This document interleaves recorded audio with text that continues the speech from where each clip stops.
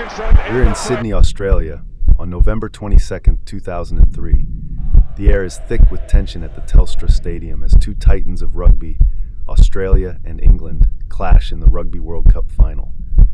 With less than a minute to play in extra time, the scoreboard reads 17-17. The stakes couldn't be higher. Someone here is about to carve their name into rugby folklore. You might already know who, but they don't. The road to this final has been anything but smooth for these teams. Let's rewind.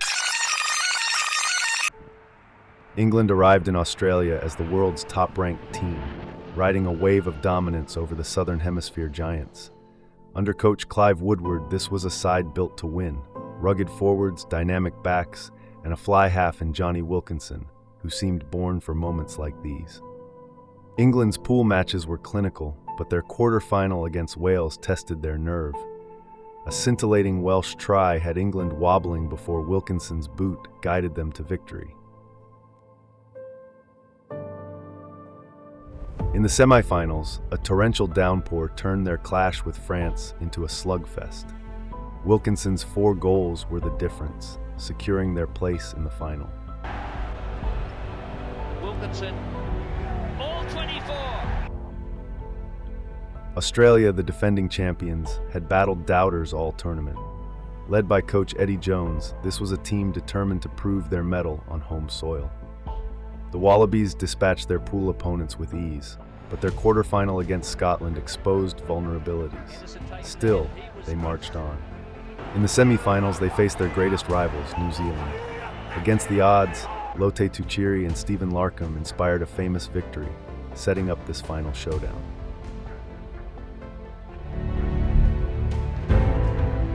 The game begins, and the early exchanges are fierce. The Telstra Stadium is electric. Every pass, every tackle carries the weight of a nation's hopes. Australia strikes early through their winger Lote Tuchiri, who scored the first try, leaping over Jason Robinson to give the home side the lead. The crowd erupts. England responses. Just before halftime, Jason Robinson darts into the corner for England's only try. It's 14-5 to England at the break, and the tension is unbearable. The second half turns into a kicking duel between Jonny Wilkinson and Elton Flatley as they trade penalties, with the Wallabies fly half keeping Australia in the fight. At 14-14, the match enters extra time. Let's pause and focus on the man about to decide this game. Jonny Wilkinson isn't your typical athlete. From the age of 3, I wanted to win a World Cup. The teacher turned around to me and said, "It ain't gonna happen."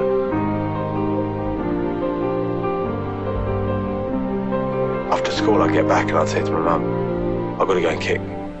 Born in Surrey, England in 1979, he grew up obsessed with rugby. His life revolved around training and preparation. Friends remember him practicing kicks for hours, honing the precision that would define his career. While his peers relaxed, Wilkinson's mind raced with ways to improve. By the time he joined the professional ranks at 18 years of age, Wilkinson had become the sport's ultimate perfectionist. He meticulously analyzed his game, down to the angle of his kicking tee. His devotion came at a cost: injuries, exhaustion, and mental strain, but he thrived on discipline. Everything about his career led to this one particular game. It's now the 99th minute of a brutal final. England are camped in Australia's half, and the forwards grind through phase after phase. Martin Johnson, England's captain, barks orders as the Wallabies throw themselves into every tackle. The ball is recycled. Matt Dawson, England's scrum half, spots a gap and darts forward, buying precious meters. We have arrived. The plan is clear now. Dawson whips the ball back to Wilkinson, standing in the pocket. Time slows. Wilkinson catches the pass cleanly. He shifts the ball to his weaker right foot, barely glancing at the posts. The Wallabies charge, arms raised, desperate to block the kick. We have arrived. Welcome to this moment in rugby history. Again, Wilkinson in the place. Jonny Wilkinson, he's got it! It's over at last at the 4th attempt. Jonny Wilkinson is on target. England in the lead. Penalty clear to touch. You don't care where it goes. Catch put it in. England have won the Thank you so much for watching. I hope you enjoyed reliving this incredible moment in rugby history with me. If you found this video engaging, I'd love it if you could hit that subscribe button. I hope I've earned your subscription today. If you like this video, you'll definitely want to check out the one I made about the greatest upset in rugby history, when Japan stunned South Africa in the 2015 Rugby World Cup. It's an unforgettable story, and you can watch it right here.